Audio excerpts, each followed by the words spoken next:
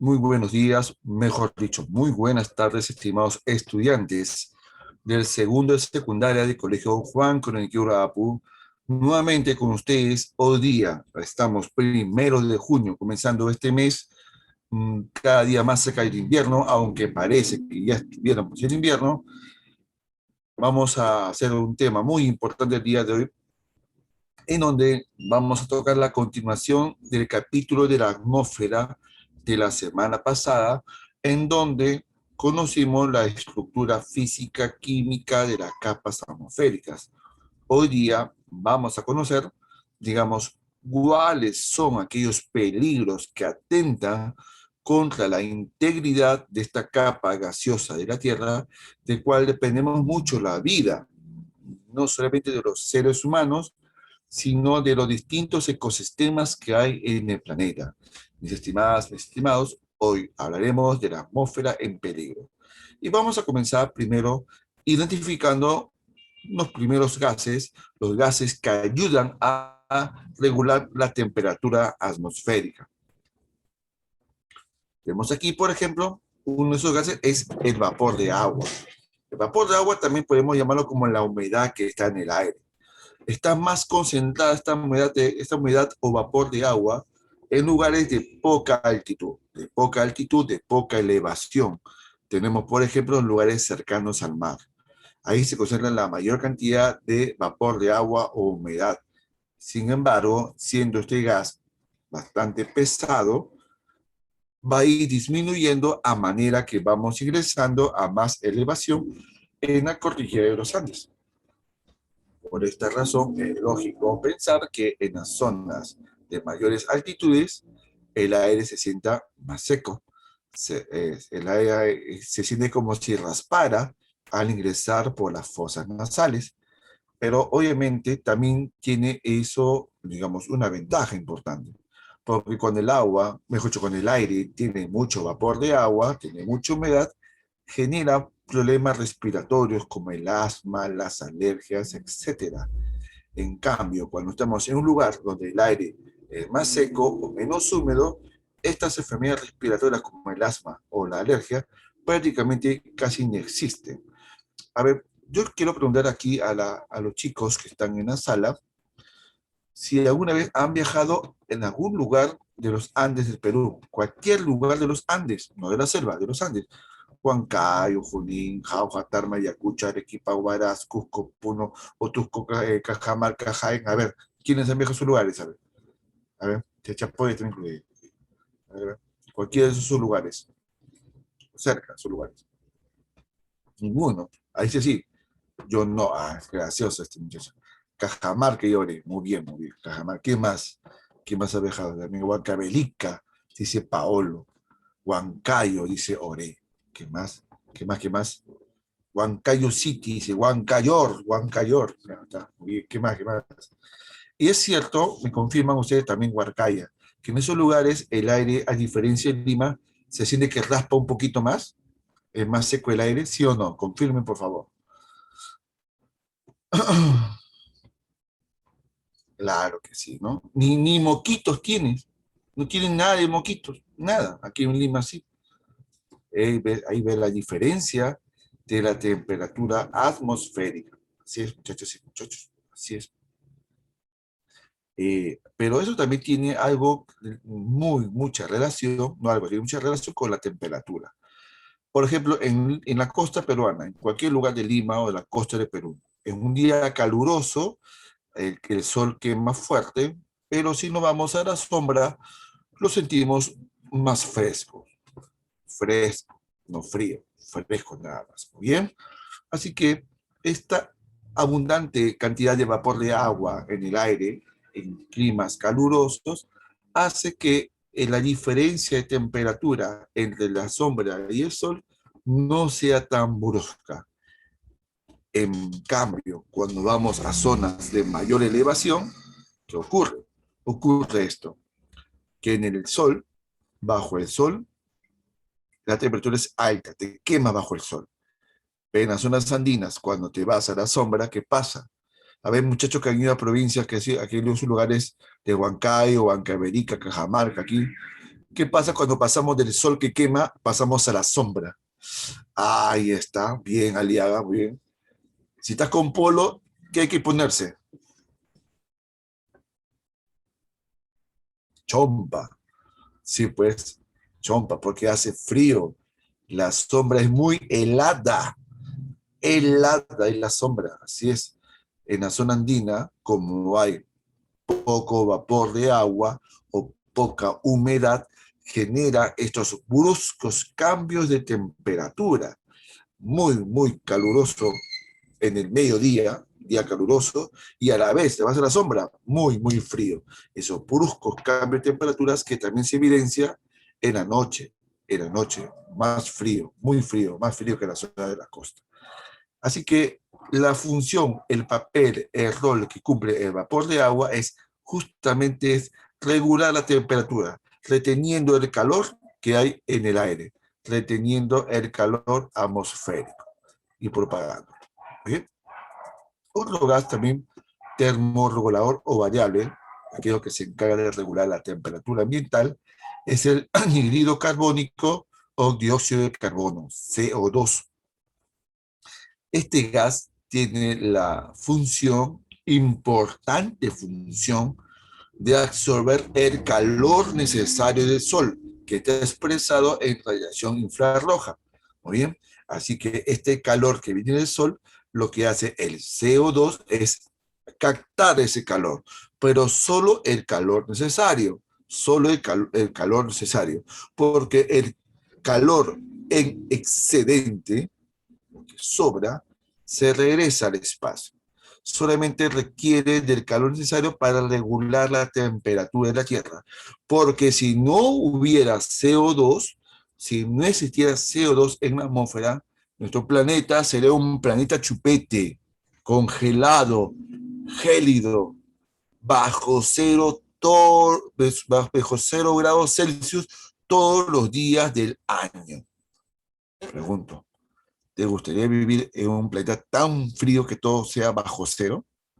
Y cuando hay bajo cero, no hay agua, no hay estado líquido para tomar y beber. ¿Sí o no? Complicado, complicado. Claro que sí, complicado. Así que ahí tenemos la importante función del CO2. Pero ojo, es un CO2 de origen natural, de origen natural, que se pulsa por los volcanes, por la naturaleza, etcétera. Sin embargo, hay un CO2 producido por quién? Por el hombre. Y ese CO2 producido por el hombre de manera excesiva trae problemas. ¿Por qué? Porque al aumentar las cantidades de más de CO2 producido por el hombre, ya genera alteraciones en el medio ambiente, lo que vamos a llamar más adelante como cambio climático. A ver, chicas y chicos, ¿hasta aquí está clara la explicación, sí o no?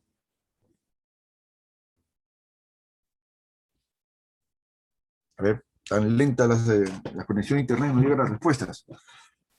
¿Está claro o no está claro? Muy bien, genial. Por lo tanto, vamos a concluir que una cosa es el efecto invernadero, un efecto natural de calentamiento natural de la Tierra por la presencia natural del CO2, reitero la palabra natural varias veces para que quede claro, el efecto invernadero absorbe el calor necesario nada más.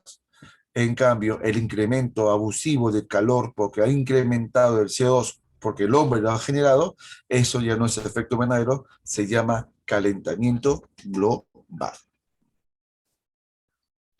Hay otro gas también que ayuda a regular la temperatura y, digamos, la radiactividad de la Tierra. Se llama el oxígeno triatómico o también el famoso conocido ozono o capa de ozono. Este gas está ubicado en la estratosfera, tiene una función importante. Lo que está generando este gas es, está tapando y está regulando la cantidad de radiación ultravioleta que llega a la Tierra. Muy bien, la regula, no la bloquea al 100%, no, tampoco es su finalidad. Es regular para que llegue en cantidades moderadas. Ahora quiero hacer la siguiente pregunta. ¿La radiación ultravioleta es mala, malita, malosa? Muy buena. ¿Cómo es? ¿Cómo le tienen ustedes? A ver, respuesta por el chat nuevamente. Es mala, dice. Malita, malosa, mala. O bien. Sin embargo, yo siempre digo este dicho, y no te olvides, todo en exceso hace, a ver, completen la frase, chicos, todo en exceso hace que Daño. daño, muy bien, en el chat también la gente dice daño, daño, correcto. Es decir, la radiación ultravioleta es buena en cantidades moderadas. ¿Por qué en cantidades moderadas es buena? Porque es buena para la salud. ¿De qué manera? Mira, ¿por qué nosotros consumimos queso, leche, huevos? ¿Qué tiene estos alimentos en común que es bueno para la salud? A ver, ¿por qué? No solamente sirve para engordar, sirve para algo más. ¿Para qué?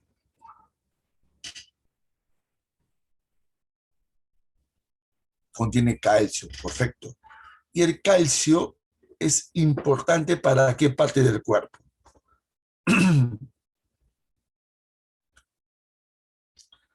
Para los huesos, muy bien, para los huesitos, muy bien. Pero pasa algo. Todo el calcio que tú consumes, que va para los huesos y los dientes, muy bien, guerrero, se pueden depurar, tú lo puedes eliminar y tú no te das cuenta, ¿no? En la orina, en suplementos que se puede eliminar todo el calcio. Porque el calcio por sí solo no se adhiere al hueso, no. El calcio, para que se pegue en el hueso, para que se fije en el hueso, para que nuestros huesos siguientes sean fuertes, el cuerpo, nuestro cuerpo necesita producir una vitamina llamada vitamina D.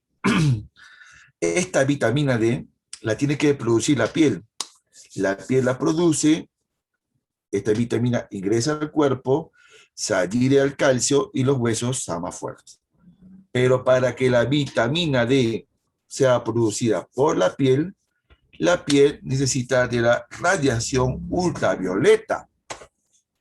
Así es, la piel necesita de esa radiación ultravioleta para producir esa vitamina D, para que nuestros huesos queden más fuertes, más fijos, más sólidos.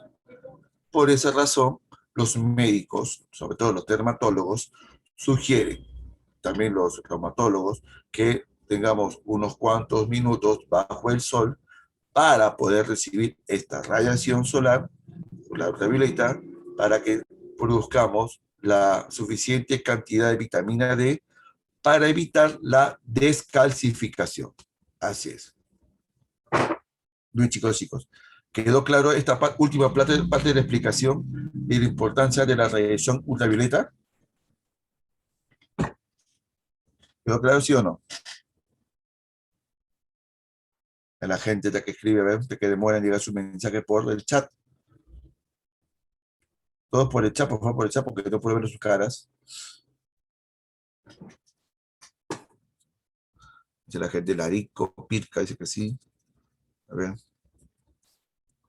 Ore tiene la cámara apagada. Valdión tiene la cámara apagada. Sur que dice que sí, se entendió, la E también. Ok. Muy bien, continuamos entonces.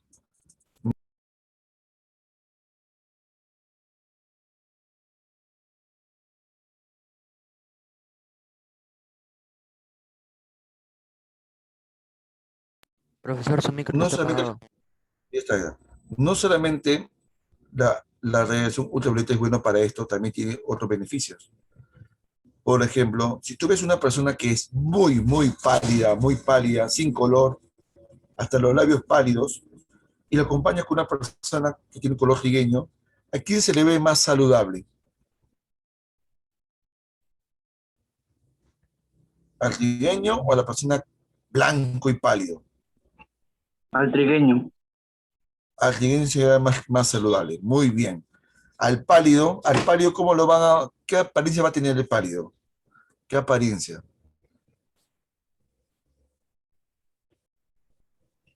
De enfermo, dice aquí, sí, pues parece enfermo, demacrado, muerto fresco, dice que ya bueno, bueno, pero no se le ve saludable. Así que una cantidad adecuada, moderada de radiación ultravioleta hace que nuestra piel tenga una apariencia saludable. Así es, muchachos, ¿verdad que bueno? Sin embargo, cuando son de dosis muy, muy altas, por favor, un ratito, chicos, un ratito, una pausa, mi estimada, una pausa.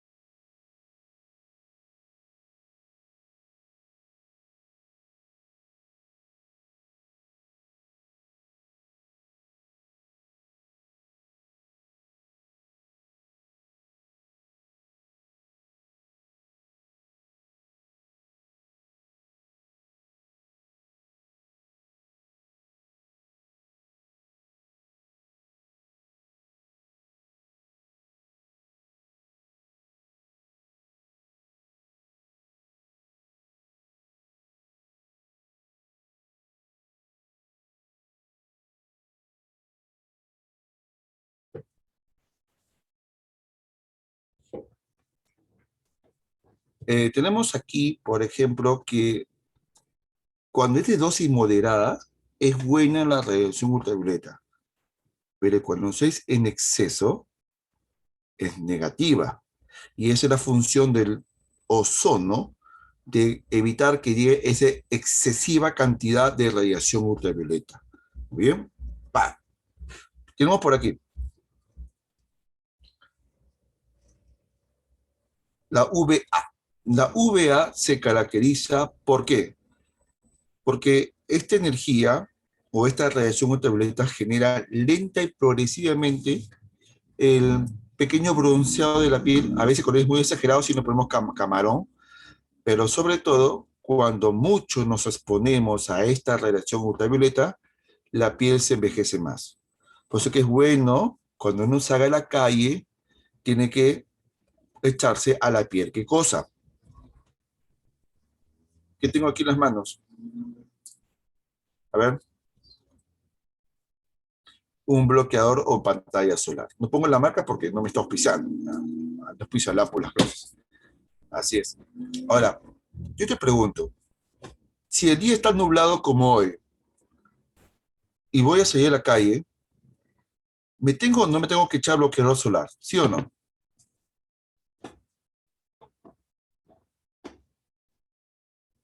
Aparentemente no, porque tú dices, está nublado, pues no hay tanto sol, no hay tanta radiación solar. Claro, aparentemente no. Pero ¿qué dicen los médicos? Los médicos dicen que sí debes usar bloqueador solar, porque igual, aunque no queme tanto, no se sienta tanto, la reactividad cruza las nubes, a menos un poco, pero cruza y genera daños a la piel. El envejecimiento de la piel que se va incrementando con el aumento de la edad. Claro, ustedes son todavía pues chibolos, púberes, adolescentes, entonces no lo ven mucho, pero cuando llegan los 40 años para arriba, ya pues, la acumulación de años y la acumulación de el daño y la radiación sobre la piel ya se nota en las líneas de expresión, en las arrugas. Así es. Cada día que me levanto veo una arruga más en mi cara. Quiere decir que estoy más viejo porque tampoco no me he cuidado mucho cuando era más joven. Así es. Esa es la VA. ¿Quiénes son los que son más afectados? Todas las personas que tienen piel muy blanca son los más afectados. ¿Por qué razón? Porque justamente la piel tiene una pigmentación que se llama melanina.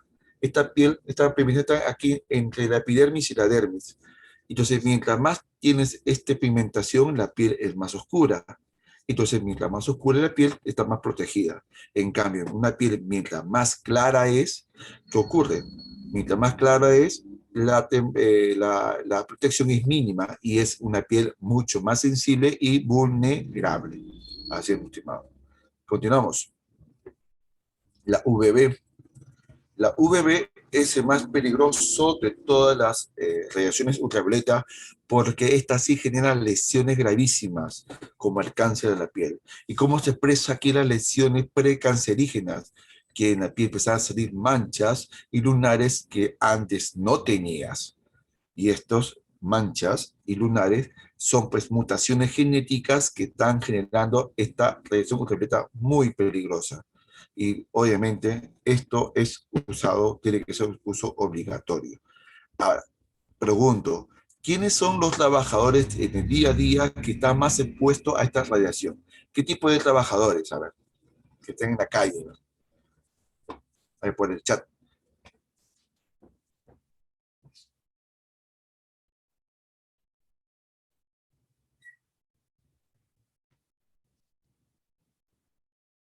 Albañiles, muy bien, ¿qué más?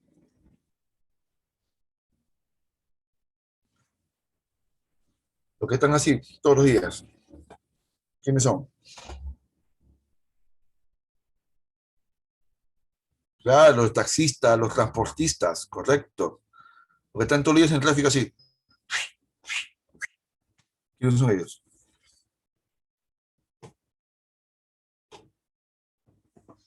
Los policías de tránsito, también los ciclistas, los vendedores ambulantes, claro, también los vendedores ambulantes, los choros, no te pases, pues esos que se quemen nomás, ¿ya? Todo lo que dejan en la calle, los agricultores, los campesinos, los ganaderos, ellos también, por supuesto, y tienen que usar estos bloqueadores, pero son caros, pues, estos malos que son caros. Y son caros porque el Estado no le baja los impuestos. Si el Estado le bajara los impuestos a estos productos, sería más barato y todo el mundo podría adquirir un bloqueador adecuado a su piel, medicado, para que se pueda proteger de este problema del cáncer de la piel que cada día es más fuerte. Así es. Continuamos. Y tenemos la VC, que son absorbidos por la capa de ozono.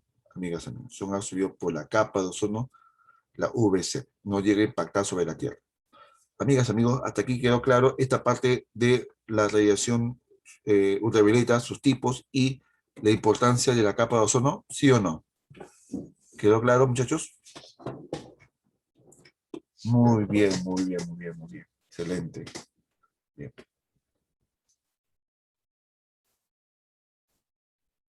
Gases contaminantes. Aquí tenemos varios tipos de gases contaminantes que genera el famoso calentamiento global. Por ejemplo, tenemos el monóxido de carbono. El monóxido es expulsado principalmente por los vehículos. Monóxido fórmula CO, CO, ¿ya? Y es expulsado por los vehículos que consumen combustibles fósiles. Profe, ¿qué es un combustible fósil? Petróleo. El petróleo se origina de un resto fósiles, ¿sí? De origen orgánico, ¿no? La gasolina, su combustible. El carbón, la quema de basura también genera CO, monóxido de carbono. ¿Bien? Y esto también perjudica porque genera enfermedades respiratorias, sobre todo lo que es el, el asma, las alergias, etcétera.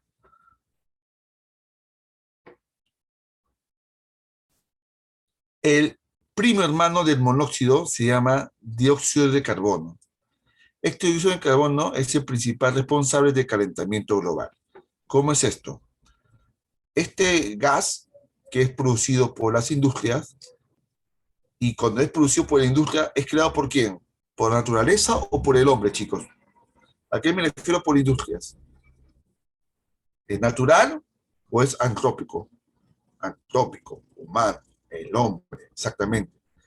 Este gas en exceso, el exceso de este gas producido por el hombre genera el calentamiento global, ¿ya? No es el efecto invernadero, más bien altera el efecto invernadero, recalentando la atmósfera más allá de los límites normales. Ese es el problema. Ahora, no es el único. a pesar que es el gas más importante de calentamiento global, tiene otros socios más, como el metano. Ojo, el metano es de origen orgánico. De origen orgánico. ¿Me puede escribir, por favor, en el chat cuál es la fórmula química del metano?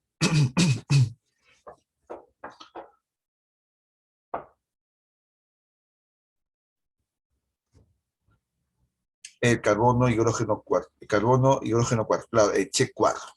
Correcto. Ahora, ¿dónde está este gas de origen orgánico? Está en toda forma de materia orgánica de descomposición. Un animal que se descompone, el excremento de los animales, todo material orgánico que se está pudriendo, se está descomponiendo, una fruta que se está también, también se está descomponiendo, produce metano, en menor o mayor cantidad. Ahora, hay actividades económicas que produce este metano, por ejemplo la ganadería. ¿Por qué? Porque los animales botan excrementos. También tenemos la agricultura, porque la agricultura también utiliza el abono para fertilizar los suelos. No es malo, siempre y cuando se haga de forma moderada, de forma correcta. ¿Bien? Y la función que tiene el metano es de que retiene el calor por más tiempo que lo hace el CO2. Si el CO2 calienta la atmósfera, correcto, pero en un momento determinado se enfría. En cambio, el metano, sí es menos cantidad en la atmósfera, pero retiene por más horas el calor atmosférico. ¿Hasta aquí, chicos, me estoy dejando entender sí o no? Confirmen. Listo. Bien. Profe, el óxido nitroso, ya, el óxido nitroso es una sustancia gaseosa, química, expulsado también por las industrias, sobre todo aquellos que hacen fibras textiles sintéticas, y este gas tiene como característica lo siguiente. Mira, este gas llega a la atmósfera y se adhiere, se apega a las gotitas de agua que están en las nubes. ¿Y qué pasa? Con esa nube se transforma en lluvia, esa lluvia ya está contaminada por ese elemento químico.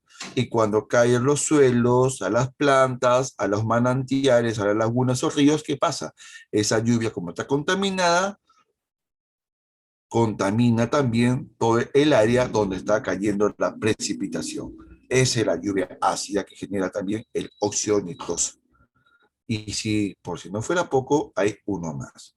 Es el CFC, también llamado como clorofluorocarbono.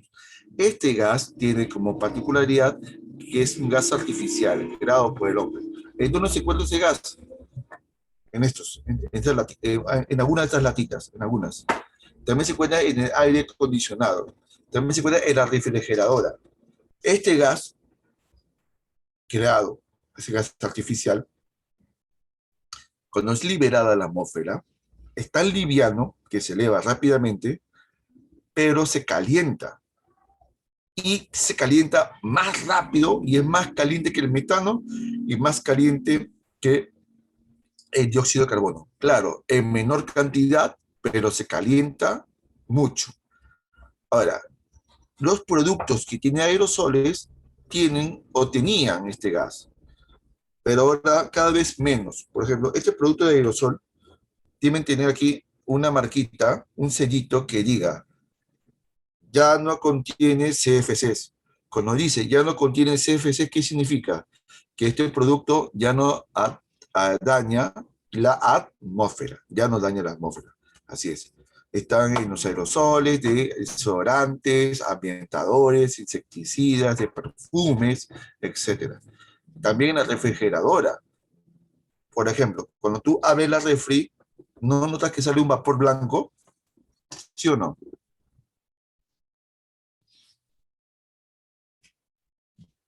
A ver, claro que sí.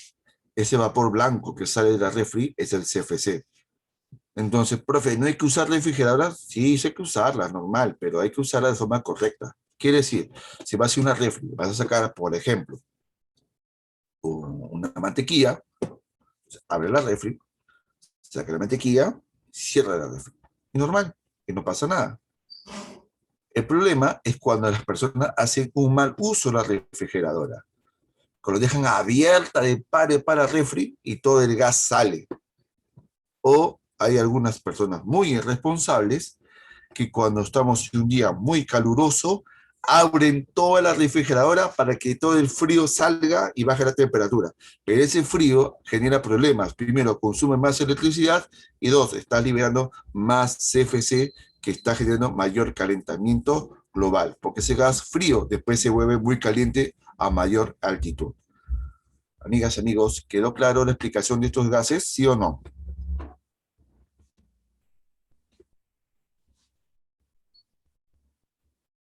Así es, vamos a hacer un breve repaso. Vamos a ver. Mencióname cuál de estos gases es producido por la combustión de vehículos y genera enfermedades como el asma.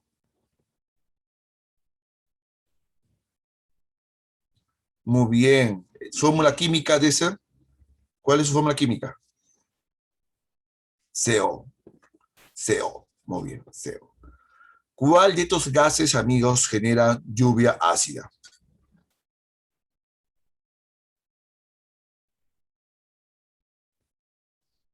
Claro, el óxido nitroso, N2O.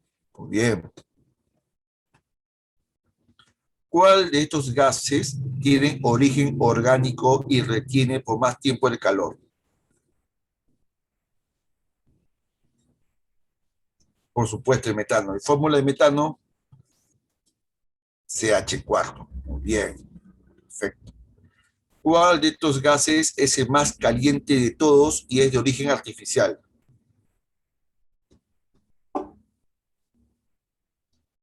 El CFC, los clorofluorocarbonados. Exactamente, muy bien, muy bien. ¿Y cuál de estos gases es el principal responsable del calentamiento global porque hay en mayores cantidades de esto originado por el hombre? El dióxido de carbono, el CO2. Bravo, son los máximos, son ustedes, son los máximos. Muy bien. Continuamos. Anhídrido carbónico también se llama, correcto. ¿Para qué gases van a afectar a la capa de ozono? Varios hay acá. Por ejemplo, tenemos el dióxido de azufre, el dióxido de nitrógeno. Estos gases escapan, destruyen la capa de ozono. Sin embargo, no es la única chama negativa que hace. Este gas o estos gases también generan la lluvia ácida, como expliqué hace un momento. Pero si te preguntaran, porque es una pregunta siempre fija en un examen, ¿cuál es el principal gas que genera la destrucción de la capa de ozono? Tú vas a decir que es el CFC o los clorofluorocarbonos. Es el más nocivo, es el más importante de los gases o el principal gas que destruye la capa de ozono. ¿Y cómo funciona eso? Bueno, funciona de la siguiente manera, mi estimada, mi estimado. El ozono es una molécula con 3 átomos de oxígeno, ¿bien? Y filtra la radiación ultravioleta. Pero, ¿qué pasa? Ocurre que cuando el CFC se libera, su elemento químico, que es, aquí mejor lo escribo con esto, el cloro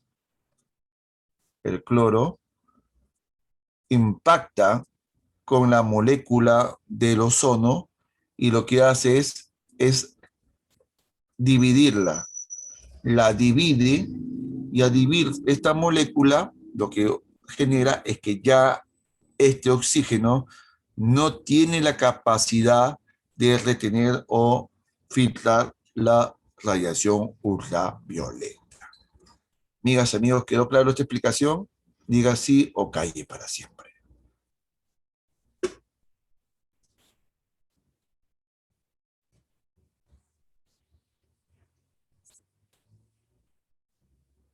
¿Sí? ¿Quedó claro? Muy bien, muy bien. Vamos entonces a un video sobre este asunto pequeñito.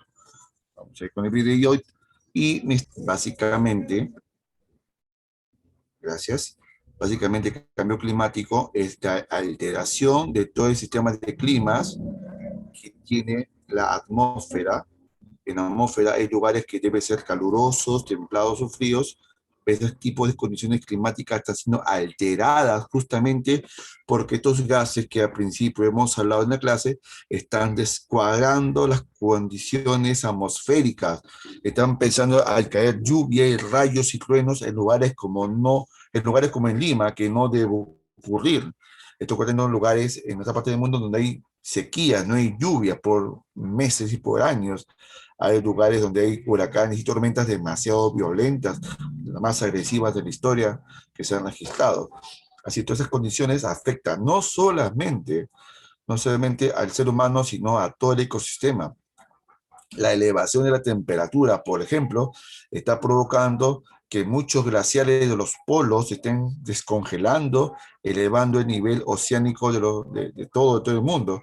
Y en el Perú, el calentamiento global ha generado que el 60% de los nevados en el Perú, el 60% ya han desaparecido, amigas, amigos. Han desaparecido esos glaciares y nevados, lo que ha provocado por consecuencia lo siguiente, lo que provoca por consecuencia de que muchos ríos se estén secando. ¿Qué pasará cuando todos los nevados en el Perú desaparezcan? Nos vamos a quedar sin ríos, y si no tenemos ríos nos quedamos sin agua, y ahí las cosas son terribles. Imagínate afrontar otra pandemia más, pero sin agua. Así es un problema problemático. Vamos a ver este video adicional sobre este punto, justamente del cambio climático y de la diferencia entre efecto invernadero y calentamiento global. Vamos a poner una pausa y Delda también para aquí para que no nos cargue copyright. Ya eres. La pérdida de agua dulce, el aumento del nivel oceánico por consecuencia de la pérdida de los glaciares. Hay también una mayor intensidad de los fenómenos atmosféricos y climáticos cada vez más violentos. Así es, todo el clima de la Tierra se está tropicalizando, que se está calentando más de lo normal. Y también esto genera enfermedades de todo tipo, por ejemplo, el dengue, chikungunya. Por si acaso, esta enfermedad del dengue, el dengue no es una enfermedad de América, es una enfermedad tropical africana. ¿Sabían eso? Igual que el chikungunya, el Zika, son enfermedades tropicales pero africanas, pero que han llegado a muchas partes del mundo por el tema de calentamiento global. Pero ¿qué ha hecho la humanidad al respecto? ¿Qué ha hecho el ser humano para tratar de mitigar el avance del cambio climático? Mira, allá por 1988 hubo una reunión de científicos y organizaciones que ya estaban, digamos, previniendo de que la temperatura atmosférica se estaba calentando. Sí, en 1988 ya se estaba afirmando que estaba habiendo un cambio climático y estaba advirtiendo a los gobiernos que tienen que tomar acciones para evitar esto porque va a tener problemas o consecuencias muy negativas. Pues en aquella época los países en el mundo no estaban muy interesados en el tema, ¿verdad que? ¿Bien? Pero cuando ya surgieron más investigaciones donde confirmarían que la Tierra estaba sufriendo un verdadero cambio climático, entonces la ONU, las Naciones Unidas, impulsa un encuentro mundial, una reunión de los presidentes, autoridades, organismos, para poder un poco enterarse de los problemas que está habiendo en la Tierra por el cambio climático y las acciones que se tienen que realizar o intentar ponerse de acuerdo qué cosas hacer juntos. Y aquí se desarrolló la Cumbre de Río en 1992, donde firmaron 197 partes. ¿Qué son las partes? Son países, ¿bien? Pero uno de esos países se retiró, Estados Unidos. ¿Por qué? Porque una de las cosas que estaban proponiendo estas reuniones era que para evitar el calentamiento global siga avanzando, hay que reducir los gases de efecto invernadero. Aquí hay que reducir los gases como el CO2, el monóxido y otros más. Pero eso significaría para países como Estados Unidos reducir sus industrias, reducir su crecimiento económico, que tendría obviamente repercusiones económicas negativas para su país. Y por esa razón Estados Unidos dijo, no, yo mejor me salgo de aquí porque económicamente no me es favorable para mi población. Sin embargo, la crítica fue más allá de eso. Los países criticaron la actitud de Estados Unidos porque dijeron, tú teniendo la tecnología, la ciencia, para crear formas de producción, formas de actividad industrial que no contamine, no te da la gana de hacerlo. Entonces ahí la crítica de Estados Unidos fue por eso, ¿no? ¿Qué más?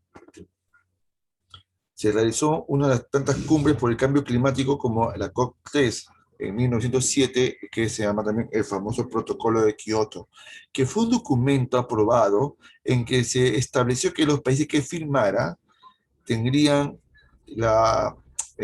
que implementar en sus países leyes y normas para reducir los gases de efecto invernadero, GEI, o sea, principalmente el CO2, el metano y el vapor de agua.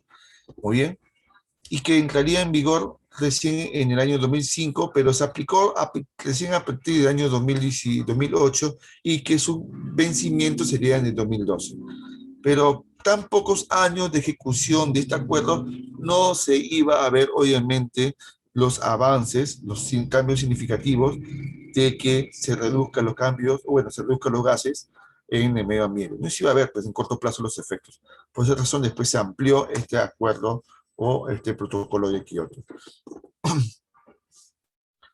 Aquí hubo otra cumbre en Copenhague en el año 2009, donde se acordó crear un fondo económico de 100.000 millones de dólares que tiene que ser pagado por los países que más contaminan, porque los países que más contaminan tienen que pagar un dinero que debe ser expresado en proyectos que creen más áreas que capturen el CO2. Así es. Y que deben beneficiar a los países que son más afectados por el cambio climático. Y en el año 2010, en la COP, la cumbre de Cancún, se creó el Fondo Verde, ¿no? Ahí el Fondo Verde que tendría como objetivo destinar esta plata exclusivamente en medidas que mitiguen el cambio climático.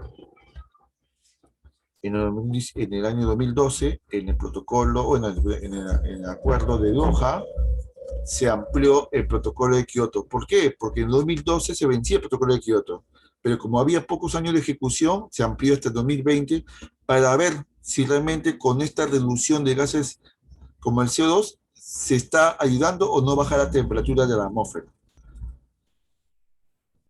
Llegamos hasta el año 2014 que hubo una cumbre mundial, la COP14, la COP20 en Lima, donde aquí lo importante es que se llega al acuerdo de que no solamente los países, los estados son los responsables de la emisión de gases de efecto invernadero, también son las empresas privadas. Así que las empresas privadas aquí se comprometieron que van a poner billete al Fondo Verde para también contribuir en proyectos y en obras que ayuden a absorber el dióxido de carbono. Y es en la COP21 donde se firma el Acuerdo de París, y apunte este detalle, en donde uno de los principales acuerdos, esto por favor apunta porque está en el temático, busca reducir 2 grados Celsius, bajarle 2 grados Celsius a la temperatura actual. Porque la temperatura actual, ¿cuánto es? Casi 16,7 grados Celsius. Cuando lo normal, la temperatura promedio, como vimos hace un momento, es de 15 grados Celsius. 15 grados Celsius. En algunos libros dicen 15,6, 15,5, no hay problema. Pero ¿qué pasa? Si la temperatura promedio de la Tierra sobrepasa los 17 grados Celsius, el calentamiento global se va a convertir en algo permanente e irreversible.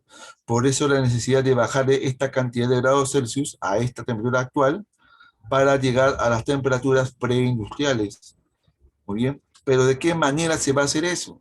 Bueno, son una serie de proyectos y acciones que vamos a ver a continuación. Entre ellos, evaluar cada 5 años el avance de estos objetivos. Aquí tenemos el protocolo de Kioto y el acuerdo de París. Las diferencias. Primero, el protocolo de Kioto se sienta las bases para actuar sobre el cambio climático. En cambio, en el acuerdo de París ya se sabe cuál es el problema y se asume ya acciones concretas por cada país, según su realidad.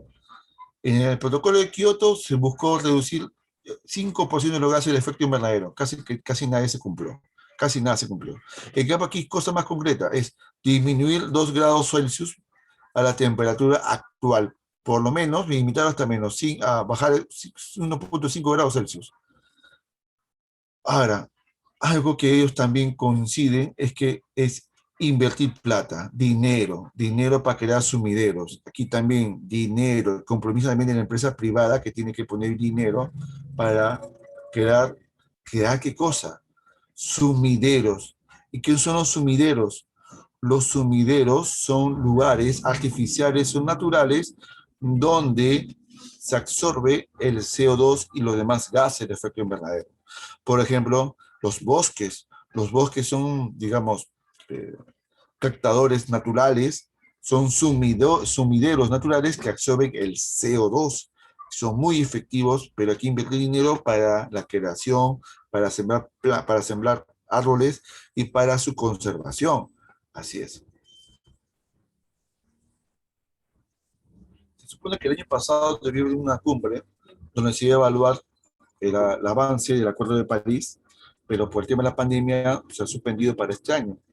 Supone que este año se va a celebrar en España. Vamos a ver si realmente en 5 años ha habido algo importante en la temperatura media de la Tierra.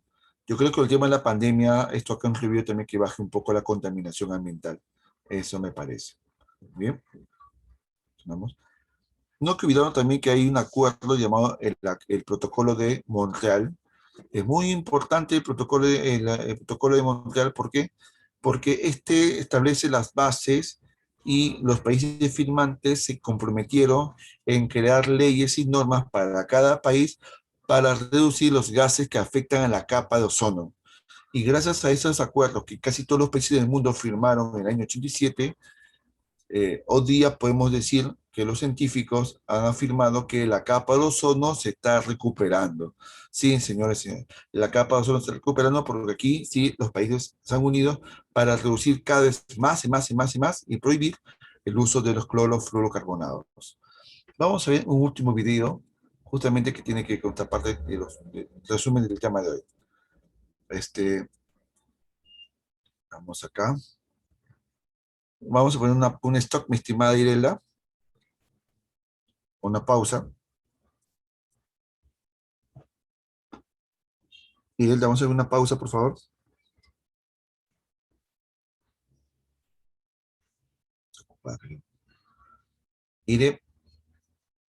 Irelda, Sí, profe. pone pausa, por favor.